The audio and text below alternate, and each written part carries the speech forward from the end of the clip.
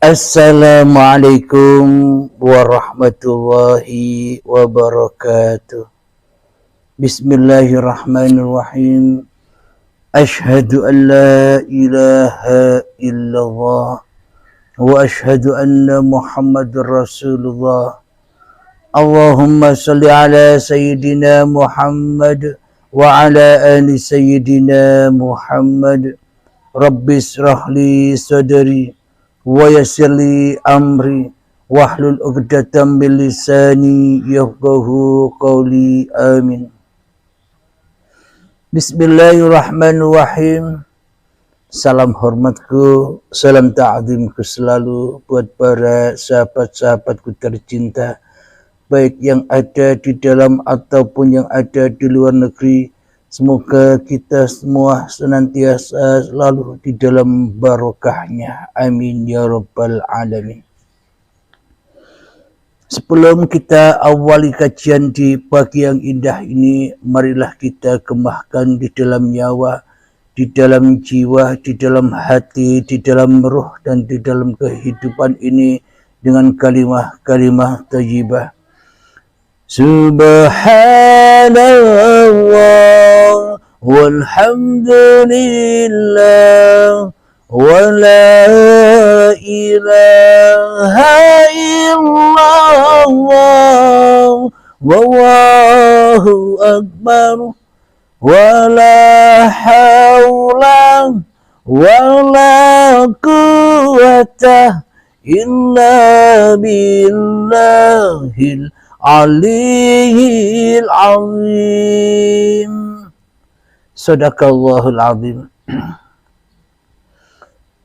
Kajian kali ini kami beri tajuk, yakni Muhammad bangkit dari kubur. Muhammad bangkit dari kubur. Muhammad bangkit dari kubur. Alhamdulillahirabbil alamin. Selama ini tentunya umat Islam, saudaraku semua, telah melaksanakan syahadat-syahadatnya sebelum masuk Islam. Karena persyaratan untuk memasuki agama Islam itu harus bersyahadat, yakni menyaksikan Allah dan menyaksikan Muhammad Rasulullah. Bila tidak menyaksikan Allah dan bila tidak menyaksikan Muhammad Rasulullah, bukan disebut orang Islam. Jadi makna Islam selama ini hanyalah masih di dalam sudut pandang syariat-syariat saja. Maka di dalam syariat hanya cukup membaca dua kalimat syahadat, yakni asyhadu an la ilaha illallah wa asyhadu anna Muhammadur Rasulullah. Jadi Islamnya masih Islam bacaan, bukan Islam yang sesungguh-sungguhnya Islam di sisi Allah. Islamnya hanya di sisi hawa nafsune dewe-dewe. Islamnya hanya di sisi manusia. Alhamdulillahirabbil alamin. Ketika syahadat hanya sebatas bacaan-bacaan saja, maka hati kita pun selama ini tetap musyrik, tetap kufur, tetap mensekutukan Allah dengan diri kita di hati kita. Apa buktinya musyrik? Apa buktinya kufur? Apa buktinya kita selama ini syirik meskipun banyak mengucapkan dua kalimat syahadat? Buktinya adalah kita lebih wujud daripada wujudnya Allah. terbukti Allahnya gaib, tidak bisa apa-apa kepada kita kecuali diri kita sendiri yang bisa ngapa-ngapain. Berarti yang jadi Tuhan kan bukan Allah. Berarti yang jadi Tuhan kan ya diri kita sendiri. Bagaimana mungkin kita mempertuhankan yang gaib? Bagaimana mungkin kita mempertuhankan yang tak ada? Kan mustahil. Tidak mungkin. Ya, yang wujud inilah yang selama ini kita pertuhankan. Siapa dia? Hawa nafsu kita sendirilah yang telah lama kita pertuhankan sejak detik-detik akil balik tiba hingga setua ini. Abadan abadah selama-lamanya hingga waktu yang ditentukan. Kita selama ini masih di dalam alam kejahiliaan, masih berada di alam yang fana, masih di dalam alam yang rusak, masih di dalam alam kemanusiaan selama ini. Kenapa itu terjadi? Karena kita belum memasuki agama Tuhan. Karena kita selama ini tidak menyadari dari siapa kita ini wujud. Karena kita selama ini kita belum menyadari dari siapa kita ini ada. Karena kita selama ini belum menyadari dari mana kita berasal. Tiba-tiba saja ujuk-ujuk moro-moro dadi dewe, ono dewe, ada sendiri di muka bumi ini. Kan demikian. Sehingga kita mengingkari Tuhan di dalam hati kita. Sehingga kita tak bertuhan di dalam hati kita. Yang kita pertuhankan hanyalah yang wujud di dalam hati kita. Siapa? Ya, diri kita sendiri yang memproklamirkan jadi Tuhannya diri kita sendiri di hati kita. Karena tak ada Tuhannya, maka hawa nafsulah yang merebut kekuasaan di masing-masing hati manusia. Karena tak ada Tuhan, maka setan iblislah yang ngaku-ngaku jadi Tuhan di dalam hati kita selama ini. Itulah pandangan beragama dan bertuhan di sisi syariat, yang mana Islamnya Islam hanya sebatas nama saja. Syahadatnya hanya sebatas bacaan saja.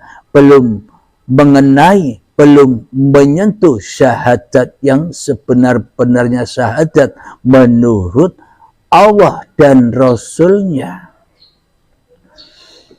Maka bila syahadatnya hanya sebatas perkataan atau ucapan saja, maka hatinya masih ingkar kepada kewujudan Tuhan, masih ingkar kepada kehidupan Tuhan, masih ingkar kepada kekuasaan Tuhan. Karena yang jadi Tuhan di dalam hati kita masih diri kita sendiri, yang mentuhani diri kita sendiri selama ini.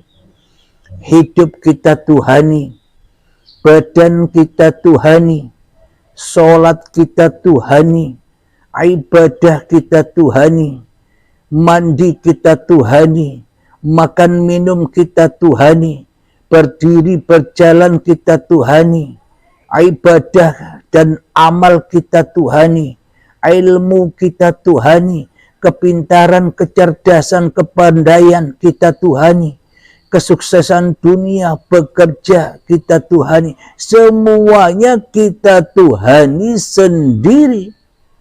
Kenapa? Karena kita masih ateis, tak bertuhan, melainkan mentuhankan dirinya sendiri di dalam hatinya.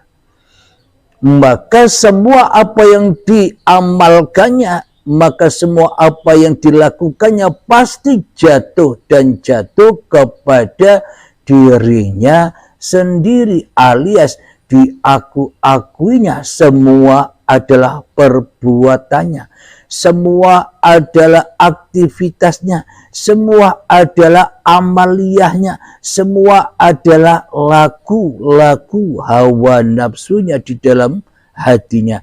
Itulah tanda kita selama ini belum bertuhan. Karena pulangnya kepada li nafsi, bukan kepada lillah.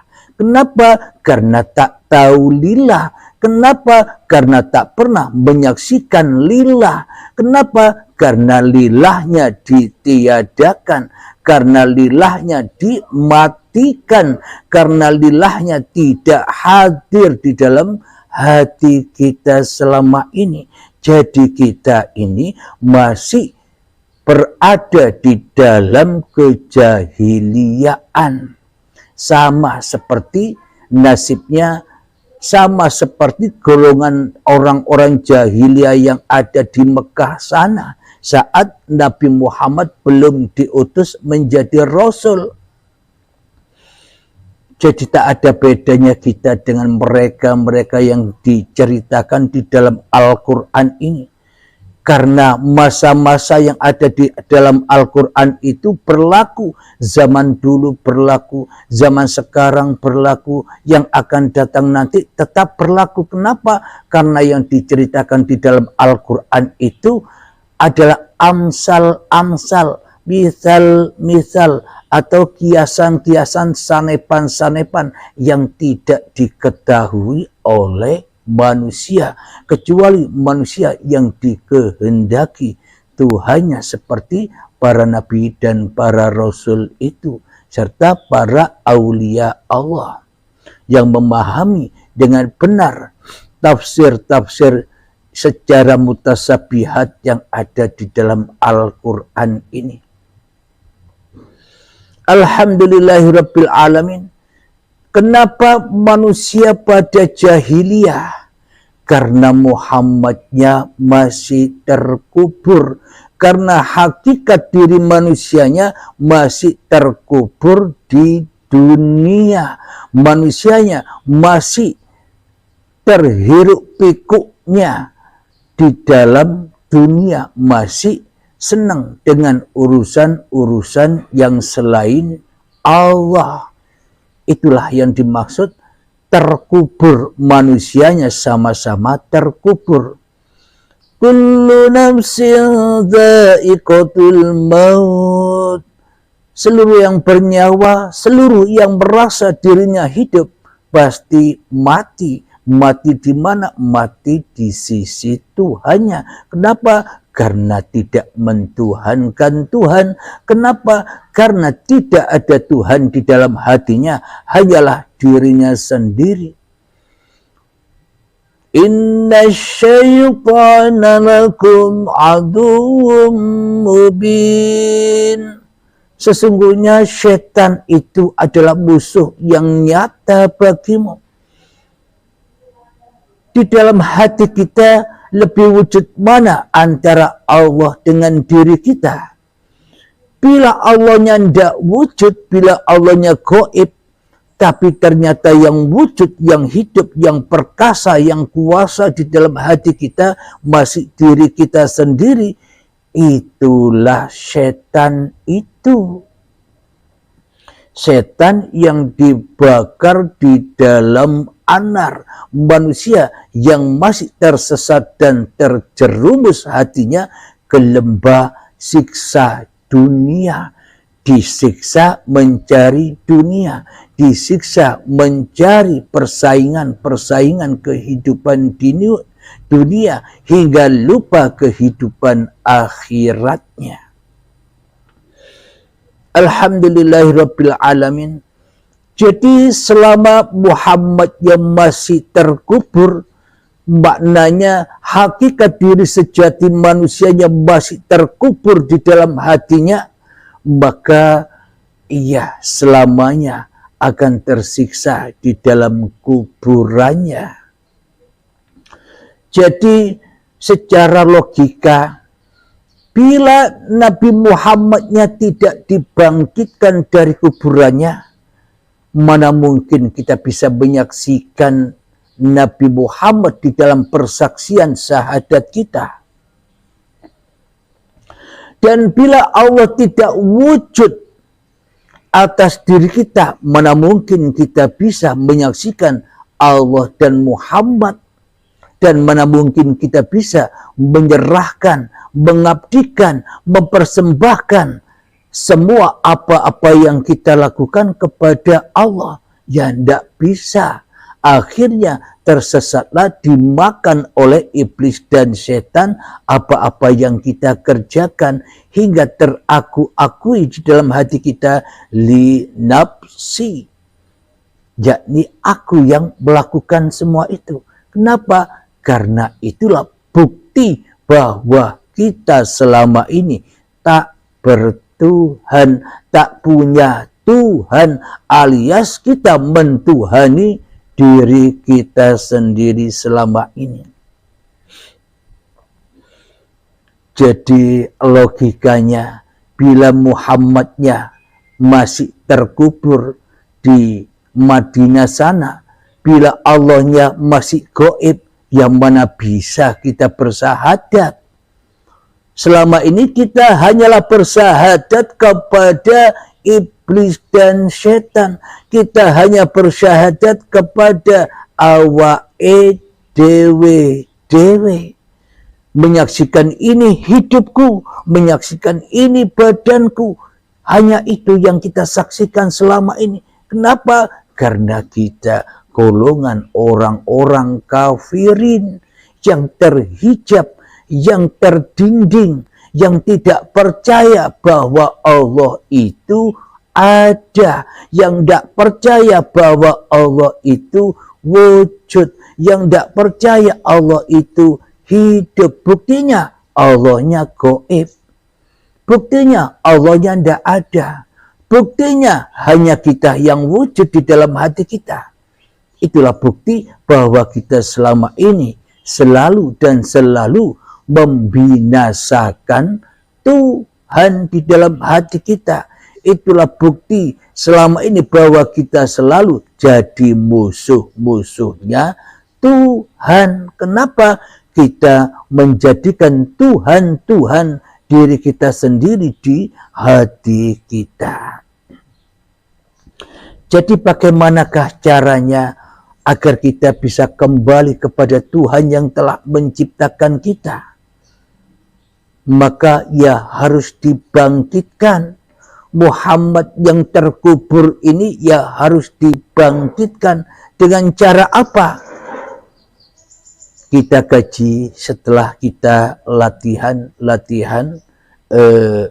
mengheningkan diri. Marilah kita mengheningkan diri dahulu agar kita memahami paparan demi paparan di uripe Allah ini dengan hati yang bersih, dengan hati yang rela, dengan hati yang ridha, ikhlas kembali kepada Allah. Mengheningkan cipta, mulai, silakan. Bismillahirrahmanirrahim.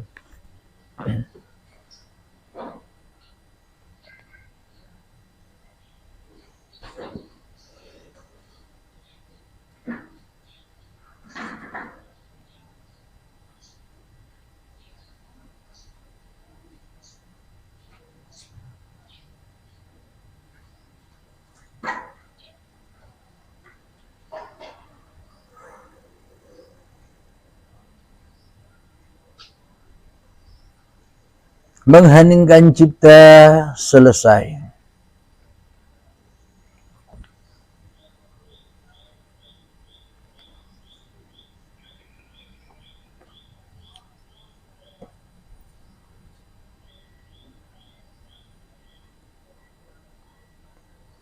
Bismillahirrahmanirrahim.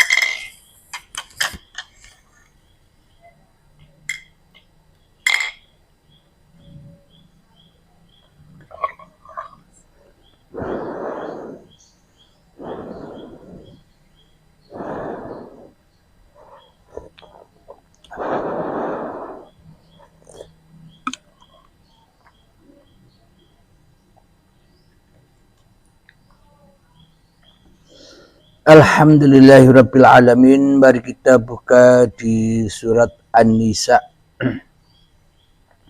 ayat yang ke-59. Bagaimanakah caranya agar kita membangkitkan Muhammadnya dari kuburan supaya kita bisa menyaksikan di dalam persahadatan kita.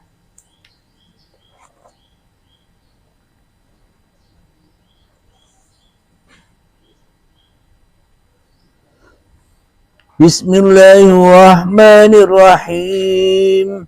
Ya ayyuhalladzina amanu athi'allaha wa athi'ur rasul wa ulil amri minkum. Fa in tanaza'tum fi syai'in farudduhu ila Allahi war rasul in kuntum tu'minuna billahi wal yawmil akhir. Dzalika khairu wa ahsanu ta'wila. Yang artinya wahai orang-orang yang beriman, taatilah Allah dan taatilah Rasul dan ulil amri di antara kamu. Kemudian jika kamu berbeda pendapat tentang sesuatu, maka kembalikanlah kepada Allah dan Rasulnya. Jika kamu beriman kepada Allah dan hari kemudian, yang demikian itu lebih utama bagimu dan lebih baik akibatnya. Shadaqallahul azim. Mari kita ulang, kita kaji apa sih makna yang sebenarnya.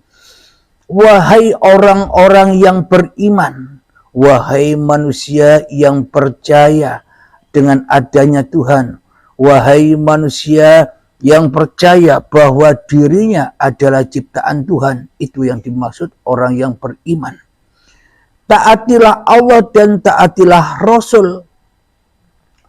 Bagaimana mungkin kita bisa taat kepada Allah, wong Allahnya saja gaib. Apalagi taat kepada Rasul, Rasulnya terkubur. Semuanya yang dikatakan di dalam Al-Quran ini hanya dongeng-dongeng belaka bagi kita yang masih wujud menjadi Tuhan di dalam hati kita. Jadi di dalam Al-Quran ini hanyalah dongeng-dongeng kita belaka. Tidak ada artinya. Hanya percaya-percaya doang tanpa pembuktian. Wahai orang-orang yang beriman, taatilah Allah dan taatilah Rasul. Untuk mentaati Allah, ya kita wajib kenal Allah dulu, baru bisa taat. Untuk mentaati Rasul, ya kita bangkitkan dulu Rasulullah Nabi Muhammad dari kuburannya, baru kita bisa taat. Tapi kalau Allahnya gaib, Nabi Muhammadnya masih terkubur di Madinah sana, bagaimana mungkin kita bisa taat, apalagi bersahadat. Syahadat kita semua selama ini kan hanya syahadat palsu. Palsu belaka, syahadat yang bohongan, syahadat sandiwara saja. Namun di dalam hati kita, kita hanyalah bersyahadat kepada hawa nafsu kita sendiri yang ada, yang wujud di dalam hati kita. Jadi bagaimana caranya kita mentaati Allah? Caranya adalah untuk awaluddin ma'rifatullah. Caranya dengan man arafa nafsahu faqad arafa rabbahu. Barang siapa yang tahu hakikat diri sejati manusianya, maka ia bakal mengenal Tuhannya. Kalau sudah mengenal Tuhannya, maka taatnya mudah, bisa taat, bisa lillah. Maka kalau sudah mentaati Tuhannya, maka akan bertemu dengan Rasulullah. Berarti siapa yang taat kepada Tuhannya, dialah Rasulullah. Selama ini kan kita taatnya kepada iblis dan setan. Selama ini kita taatnya hanyalah kepada hawa nafsu kita sendiri. Kenapa? Karena hawa nafsu, karena iblis dan setan lebih kita wujudkan, lebih kita adakan perannya di dalam hati kita daripada Allah yang gaib itu. Jadi bagaimanakah supaya Allahnya nyata, wujud, hadir di dalam hati kita? Caranya kita mengenali diri kita dahulu.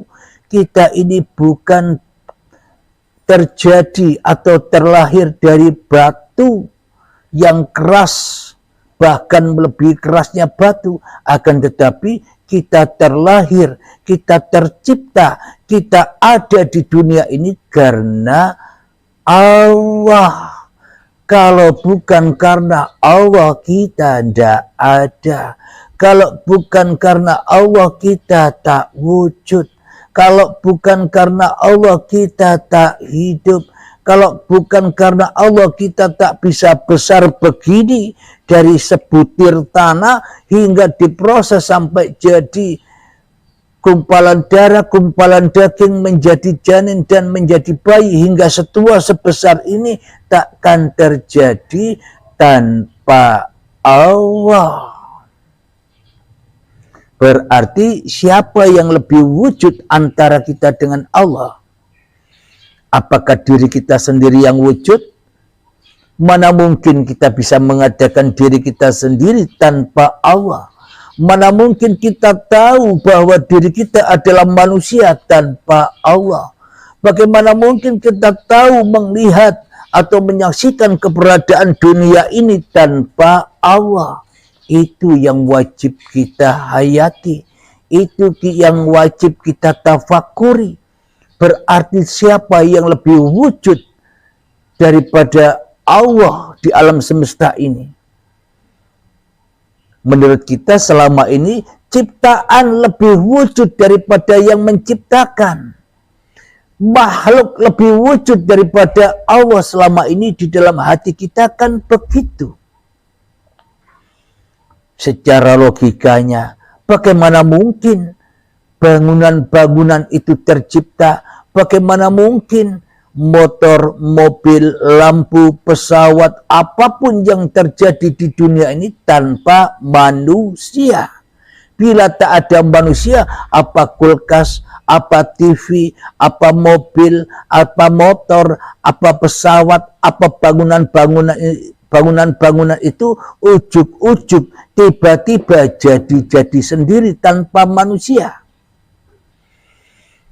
Jadi sebenarnya di dalam HP, kulkas, TV, mesin cuci, motor, mobil, pesawat, bangunan rumah dan sebagainya itu ada bayang-bayang manusia di balik wujudnya rumah itu, di balik wujudnya bangunan bertingkat tinggi itu, di balik wujudnya motor itu, di balik wujudnya mobil itu, di balik wujudnya apapun yang diciptakan oleh manusia itu adalah ada bayangan manusianya yang merahasiai di balik ciptaannya. Contoh, kita bisa membuat rumah. Kebetulan kita sebagai kuli bangunan. Jadi terjadinya rumah itu di dalam bayangan tukangnya. Jadi rumah adalah bayangan rahasianya tukang. Jadi rumah atau mobil atau motor, HP, dan semua yang tercipta, yang diciptakan manusia itu hanyalah bayangan-bayangan manusianya. Karena tanpa manusia, perumahan, motor, mobil, pesawat, dan sebagainya takkan pernah ada.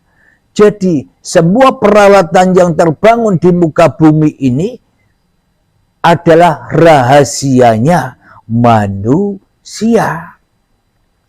Tapi kita selama ini mentiadakan manusia yang membuatnya di dalamnya kita terfokus hanya kepada HP-nya, kita terfokus hanya kepada motornya, kita terfokus hanya kepada mobilnya, kita terfokus hanya kepada pesawatnya, kita terfokus hanya kepada buatan-buatan manusia daripada pembuatnya. Itulah iman kita semua selama ini. Sama halnya kepada Allah, kita hanyalah menyaksikan ciptaannya daripada menyaksikan yang menciptakannya. Itulah yang membuat persaksian-persaksian kita selama ini selalu jatuh ke lembah hawa nafsu di dewe. Karena tidak bisa menyaksikan siapa yang menciptakan. Karena manusianya terkubur di dalam sepeda motor, manusianya terkubur di dalam mobil, manusianya terkubur di dalam bangunan, manusianya terkubur di dalam ciptaan-ciptaan manusianya. Manusia tidak memandang, tidak mencari siapa yang menciptakan, tapi manusia mencari apa yang diciptakan. Contoh ketika kita makan makanan yang enak di sebuah kedai atau restoran. Yang terpenting di dalam hati kita, makanan ini enak. Tak peduli siapa yang masak, yang penting enak. Begitu bukan? Kita tak pernah mencari siapa yang memasak ini. Kita tak pernah berfokus kepada yang masak. Fokus kita hanyalah kepada hasil masakan enak apa tidak. Karena selama ini iman kita ya seperti itu. Imannya hanya kepada makhluk daripada iman kepada pencipta makhluk. Nah, jadi untuk membangkitkan, untuk mengikuti, mentaati Allah, ya harus kita kembali ke asal usul man arafa nafsahu faqad arafa rabbahu. Jadi pulanglah, maknanya hening-heningkan dirimu kepada asal kejadianmu. Awalnya dirimu tak ada, awalnya dirimu tak nyata, awalnya dirimu tak wujud, awalnya dirimu tak hidup, awalnya dirimu tak bisa apa-apa dan tak ada sebutan apa-apa, maka kembalilah ke alam itu. Itulah rumahmu, itulah rumah kita. Ketiadaan, kegoiban. Jadi ketika manusianya sudah tak ada, manusianya sudah goib, maka nyatalah faqad arafa rabbahu, maka nyatalah wujud, maka nyatalah uripe Allah. Bila kita sudah bisa pulang lewat pintu pemutusan atau pintu baiat. Jadi ketika kita bisa pulang kampung, maka itulah yang dimaksud mentaati Allah itu. Wahai orang-orang yang beriman, taatilah Allah dan taatilah Rasul, maka kita bisa taat kepada Allah. Maknanya apa? Ya tidak jadi Tuhan lagi di dalam hati kita, kecuali dituhani, kecuali digerakkan, kecuali dirasuli, kecuali diutus, kecuali disuruh Allah. Itulah yang dimaksud lillahi ta'ala. Maka ketika kita sudah taat kepada Allah, otomatis kita taat kepada Rasulullah. Maka bangkitlah Rasulullah, bangkitlah Muhammadnya dari tidur panjangnya, dari kematiannya, dari kuburannya, bangkit Muhammadnya. Maknanya bangkit Muhammadnya itu apa? Ya bangkit kita menyaksikan Allah dan pesuruh-pesuruhnya, Allah dan Rasul-Rasulnya, Allah dan utusan-utusannya. Selama ini kita kan hanya memandang, menyaksikan diri kita sendiri, seolah-olah kita yang jadi Tuhan. Kita menyuruh-nyuruh badan untuk minum, contohnya begini.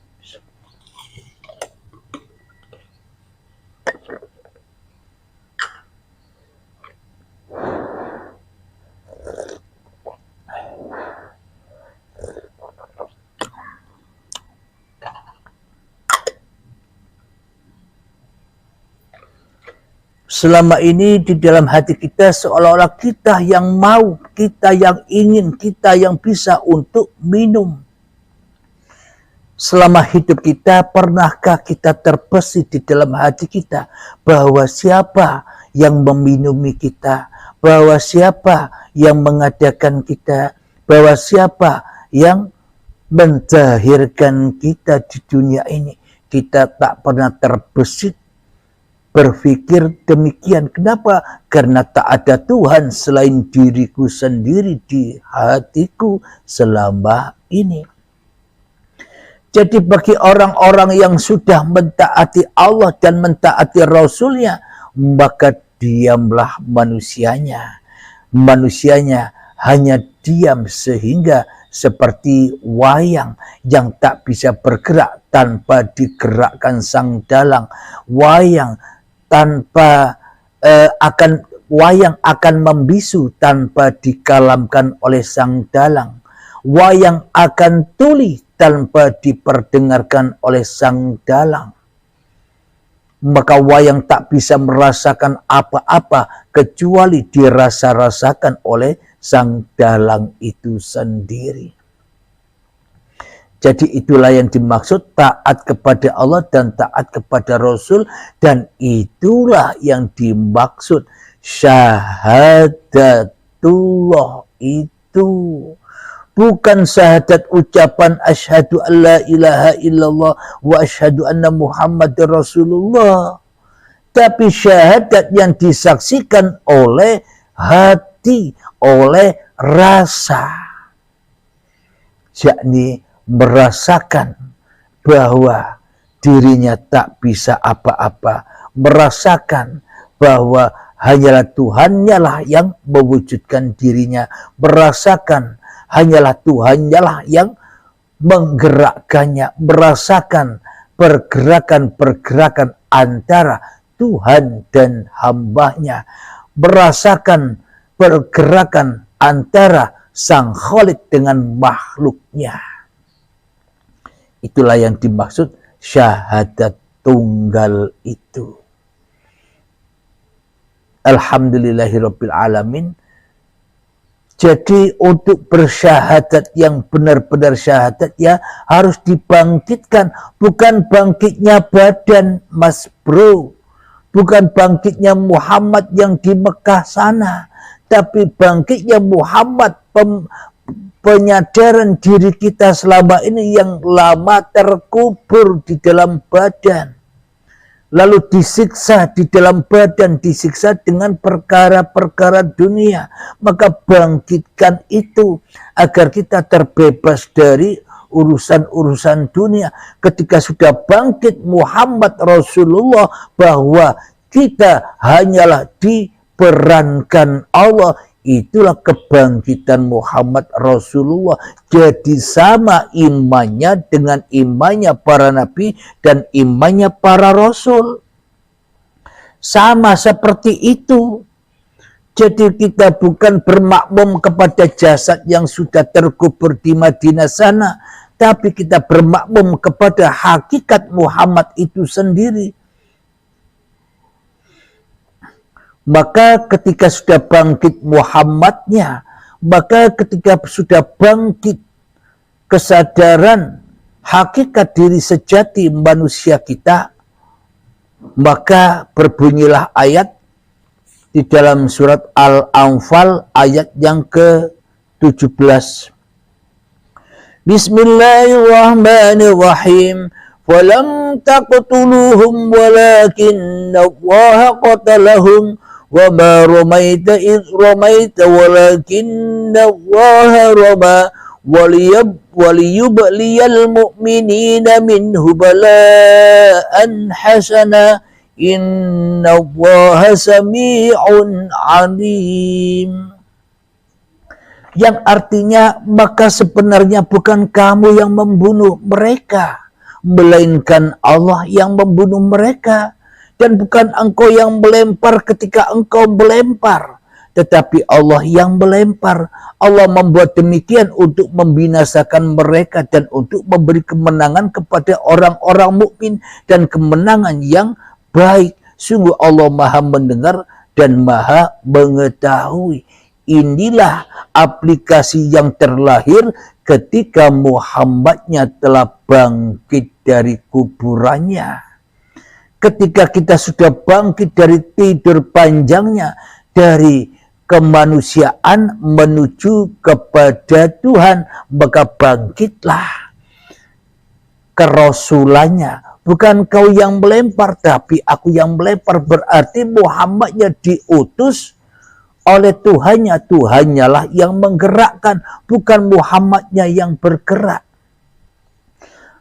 Tuhannya lah yang hidup, bukan Muhammadnya yang hidup. Tuhannya lah yang wujud, bukan Muhammadnya yang wujud.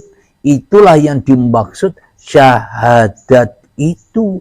Bangkitnya Muhammad Rasulullah menjadi utusan Allah. Tidak jadi utusan iblis dan setan lagi di dalam hatinya seperti kita. Jadi kanjeng Nabi Muhammad itu diciptakan untuk contoh rahmatan lil alamin bagi seluruh manusia. Agar manusia mencontoh imannya, bukan mencontoh gerak-gerik badannya. Tanpa uripe Allah, tanpa Allah apakah ada gerak-gerik, apakah ada syariat? Karena kita hanyalah menonton, menyaksikan yang diciptakan, sehingga kita buta kepada yang menciptakan. Siapakah hidup yang menghidupi Nabi Muhammad dulu? Dialah hidup yang menghidupi Nabi Muhammad dulu adalah sama dengan hidup yang menghidupi seluruh manusia. Maka dari itu Nabi Muhammad sebagai contoh untuk dicontoh imannya. Bukan dicontoh syariat-syariat Muhammadnya. Bukan Muhammad yang bersyariat. Tapi hiduplah yang bersyariat. Itulah yang wajib dicontoh. Maka setelah itu pasti apapun yang terjadi pada diri kita bukan linafsi lagi. Akan tetapi selalu lillah. Lillahi ta'ala. Meskipun tak diungkap, tak dibaca lillah, otomatis lillah sendiri. Kenapa? Karena bukan diri kita lagi yang berkuasa. Karena bukan diri kita lagi yang jadi Tuhan. Karena bukan diri kita lagi yang merajai singgasana kehidupan dan badan ini.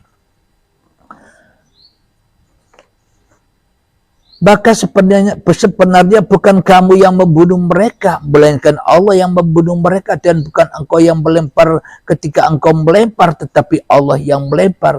Allah berbuat demikian untuk membinasakan mereka dan untuk memberi kemenangan kepada orang-orang mukmin. Maknanya memberikan kemenangan hati agar iman ini bisa muncul kembali seperti saat kita belum kedatangan akil balik. Maknanya kita kan tidak ngerti apa-apa dulu ketika kita dilahirkan. Itulah yang dimaksud orang-orang mukmin, orang-orang yang langsung dikendalikan, dikuasai, dihidupi, diuripi Allah. Ketika kita belum bisa ngaku-ngaku ini hidupku, ini badanku. Itulah yang dimaksud orang-orang yang beriman. Orang-orang yang tidak ngaku-ngaku jadi Tuhan di dalam hatinya. Orang-orang yang merasa dirinya gaib. Orang-orang yang merasa dirinya tak ada. Orang-orang yang merasa dirinya mati. Yang ada, yang wujud, yang hidup hanya Tuhannya. Itulah yang dimaksud taat kepada Allah dan taat kepada Rasul. Itulah yang dimaksud syahadat itu. Lalu bagaimana caranya untuk kembali kepada Allah itu? Caranya gimana? Ringkasnya. Caranya adalah mari buka surat Al-Fajr ayat yang ke-27. Bismillahirrahmanirrahim. Ya ayyatuhan nafsul mutmainnah, wahai jiwa-jiwa yang tenang. Inilah jiwa-jiwa orang mukmin, jiwa-jiwa yang sudah bersyahadat, jiwa-jiwa yang sudah kembali kepada Tuhannya. Bagaimanakah caranya agar kita bisa berkumpul dengan jiwa-jiwa yang tenang? Bagaimana sih caranya? Caranya adalah irji'i ila rabbiki radiyatan mardiyah. Caranya adalah kembalilah kepada Tuhanmu dengan hati yang ridho, maka Allah akan meridhoimu.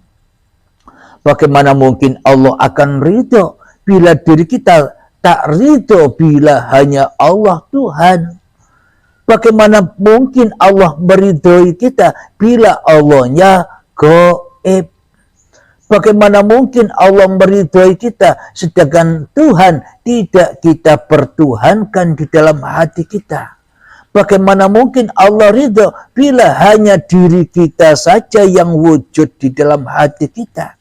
Bagaimana mungkin Allah akan ridho bila kita masih jadi Tuhan di dalam hati kita? Ya semuanya hanya mimpi belaka, mengharap-harap yang tak pasti. Jadi supaya Allah ridho, kita pun harus ridho bahwa hanya Allah Tuhan, maka lenyapkanlah, maka tiadakanlah, maka malamkanlah, maka sunyikanlah, maka tiadakan dirimu di hatimu. Maka ketika kau sudah memasuki alam itu dengan rela, dengan ridho, maka Allah pun akan meridhoimu. Maka dengan itulah tenang jiwamu, tenang hatimu bersama Tuhanmu di hatimu. Maka ala innal awliya ala khaufun alaihim walahum yahzanun. Para kekasih Allah itu tidak ada rasa takut dan bersedih hatinya. Kenapa? Karena sudah pada mati. Manusianya sudah mati, yang hidup Tuhannya. Mana mungkin yang mati bisa takut? Bagaimana mungkin yang mati masih merasakan kekhawatiran? Kenapa ada rasa takut dan rasa khawatir? Karena dirinya masih menjadi Tuhan di dalam hatinya. Bagi orang-orang yang sudah kembali kepada Tuhannya, jiwanya selalu tenang, damai, selalu di dalam rengkuhan kodok dan koder Tuhannya. Dengan sukarela ia menghadapi apapun yang dihadapinya, kodok dan kodernya Allah. Selanjutnya, wadkhuli fi ibadi. Bila kita sudah rela, ridho hanya Allah yang wujud di hati kita. Bila kita sudah rela, ridho hanya Allah yang hidup di hati kita. Ketika kita sudah rela, ridho bahwa hanya Allah yang menguasai kita, maka itulah yang disebut mengabdi. Maka kita dikumpulkan oleh Allah sebagai orang-orang yang mengabdi, orang-orang yang menyembah, orang-orang yang kembali kepada jalan Tuhannya. Wadkhuli jannati, dan masuklah ke dalam surgaku. Inilah surga Tuhan itu. Bukan surga-surga yang kita harap-harap dan yang kita damba-dambakan selama ini. Itu kan surganya setan. Itu kan surganya hawa nafsu. Berhubung yang jadi Tuhan di dalam hati kita selama ini masih hawa nafsu kita, maka surganya ya hawa nafsu. Semua perkara-perkara yang dicintai oleh hawa nafsunya. Jadi surganya Allah itu ya perkara-perkara yang dicintai oleh Allah. Apa? Ketiadaanmu. Perkara-perkara yang dicintai Allah apa? Kegoibanmu. Perkara-perkara yang dicintai Allah apa? Kelenyapanmu, kegelapanmu, kesunyianmu, dirimu di hatimu, sehingga nyatalah Allah. Maka itulah yang dimaksud asyhadu an la ilaha illallah wa asyhadu anna Muhammadir Rasulullah. Hanya Allah lah yang bisa menyaksikan zatnya sendiri, dan hanya Allah lah yang bisa menyaksikan seluruh apapun yang diciptakannya. Manusia bisa menyaksikan apa? Manusia hanyalah bisa menyaksikan ketiadaannya. Manusia bisa menyaksikan kegoiban dirinya di hatinya, maka nyatalah Tuhannya. Inilah yang dimaksud taat kepada Allah dan taat kepada Rasulnya. Maka inilah yang dimaksud Muhammad bangkit dari kuburnya. Maknanya itulah yang dimaksud hari kebangkitan itu. Ketika kita sudah menyadari kematian kita sudah menyadari dosa-dosa yang selama ini kita perbuat. Ketika sudah berbaiat, maka bangkitlah kesadarannya. Itulah yang dimaksud hari kebangkitan. Ketika sudah dibangkitkan, maka dikembalikan kepada Tuhannya. Jadi setelah kebangkitan tidak melewati alam-alam yang katanya diceritakan, didongeng-dongengkan itu. Semuanya sudah terjadi hak adanya. Shiratal Mustaqim itu yang mana?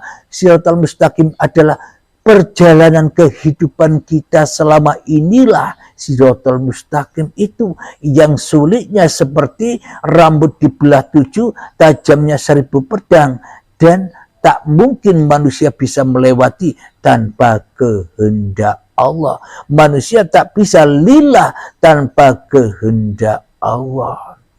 Jadi Shiratal Mustaqim yang dibayang-bayangkan kita selama ini sudah terjadi. Tapi kita selalu jatuh ke lembah neraka melewatinya. Mau duduk jatuh ke lembah neraka, mau berdiri jatuh ke lembah neraka, mau sholat jatuh ke lembah neraka, mau ibadah jatuh ke lembah neraka, mau mencari uang jatuh ke lembah neraka, di dalam kesuksesan dan pangkat jatuh di dalam neraka.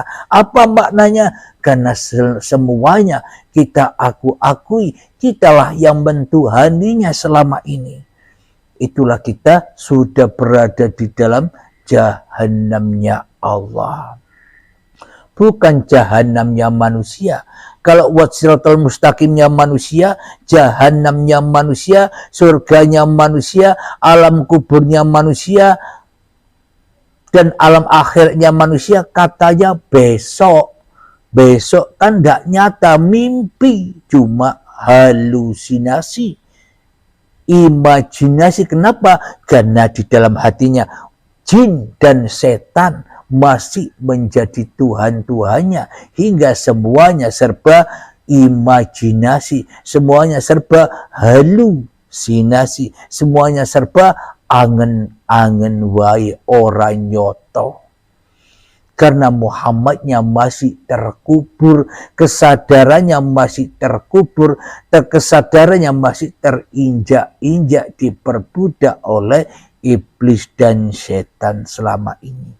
Alhamdulillahirabbil alamin. Semoga saya khususnya dan semoga kita semua para sahabat dipahamkan, dihidayai, dibarokai oleh Allah lewat paparan-paparan ini. Amin ya rabbal alamin. Sebelum kita akhiri, marilah kita kembangkan salawat dalimin taf'ul bala. Allahumma salli ala sayyidina Muhammad wa asghili ظالمين بظالمين. اللهم صل على سيدنا محمد وأسلي ظالمين بظالمين وأخرجنا من بينهم سالمين وعلى آله وصحبه أجمعين. Alhamdulillahi Rabbil Alamin. Allahumma salli ala Sayyidina Muhammad wa ala ali Sayyidina Muhammad.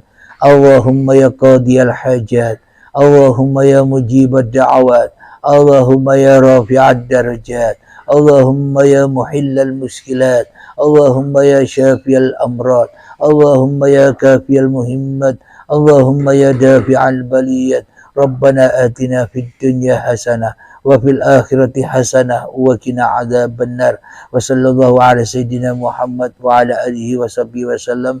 Walhamdulillahi rabbil alamin. Akhir kalam. Assalamualaikum warahmatullahi wabarakatuh.